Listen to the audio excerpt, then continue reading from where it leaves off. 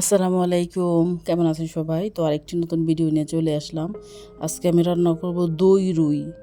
তো কী কী উপকরণ লাগবে প্রথমে দেখিয়ে দিলাম। এখানে আমি দিয়েছি হইলো বাদাম আর পেঁয়াজ, কাঁচামরিচ। এখানে আমি কাঠবাদাম ব্যবহার করছি।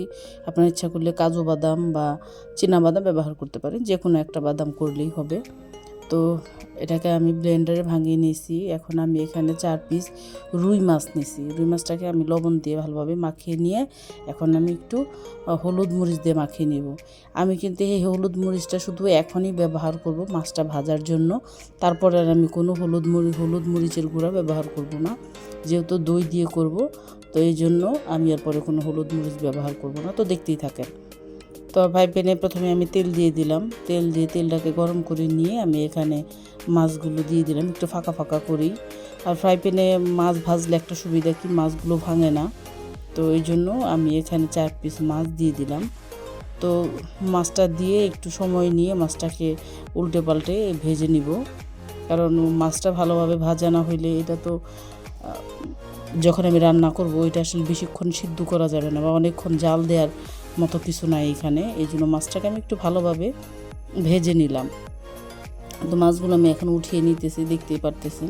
আর এখানে আমি অনেকখানি তেল দিয়েছি এই এটা রান্না করতে, দই রুইটা রান্না করতে একটু তেলটা একটু বেশি লাগে। এখানে আমি 2 পিস দারচিনি, 2 পিস এলাচ আর কিছুটা জিরা দিয়ে দিলাম।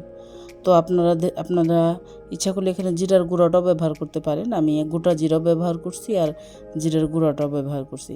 আর ব্লেন্ডারে আমি যে মশলাটাকে করেছি সেই কাঠবাদাম এবং এলাচ কাঠবাদাম, পেঁয়াজ, কাঁচামরিচ যে পেস্টটা করেছিলাম আমি সেটা দিলাম। আর আমি দিয়ে দিছি 1 চামচ আদা রসুন বাটা। আর এখানে আমি দিয়ে দিছি 2 চামচ টক দই। হ্যাঁ, কারণ টক দইটা একটু ঘন ছিল আমার, পানি ঝরানো, এই জন্য আমি 2 চামচ দিছি। যদি আপনারা পানি দিয়ে একটু এটাকে বিট করে নেন মানে, তাহলে আপনারা 3-4 চামচও দিতে পারেন।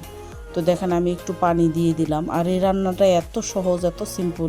দেখেন এখানে অল্প উপকরণেই কিন্তু অসাধারণ একটা স্বাদ এখানে চলে আসে এই রান্নাটার মধ্যে। তো দেখতেই পারতেছেন আমি কিন্তু আর বেশি কিছু ব্যবহার করিনি, জাস্ট একটু লবণ ব্যবহার করছি।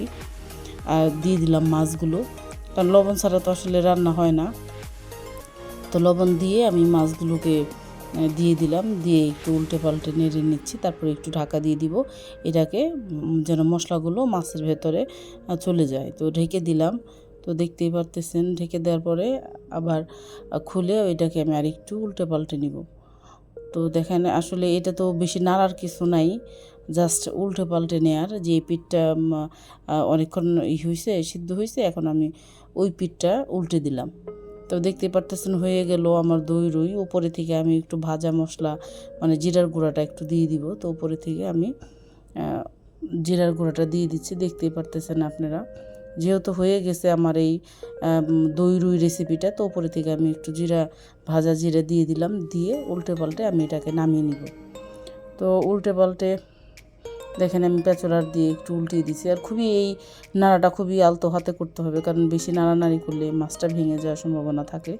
তো দেখতে পারতেছেন কতটা সুন্দর হয়েছে। আসলে এটাকে যদি আপনাদের টেস্ট করাইতে পারতাম তাহলে আসলে আপনারা বুঝতে পারতেন যে এটা কতটা মজাদার একটা রেসিপি।